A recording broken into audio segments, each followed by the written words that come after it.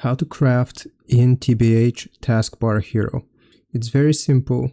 All you need to do is to open up the menu here, and then we're gonna click on cube. Once you select cube, then you want to choose crafting here from the drop down menu, and now you will need to select the recipe which you are trying to craft. So the different items here, for example gloves, will require different materials. So currently gloves require wood, as you can see. If I were to try and get a sub weapon crafted, it's going to require leather and copper nuggets.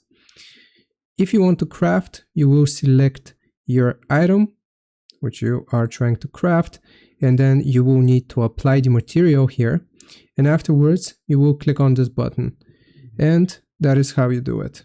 You have now successfully crafted legendary gloves. I hope this helps. Leave a like and sub. I'll see you next time.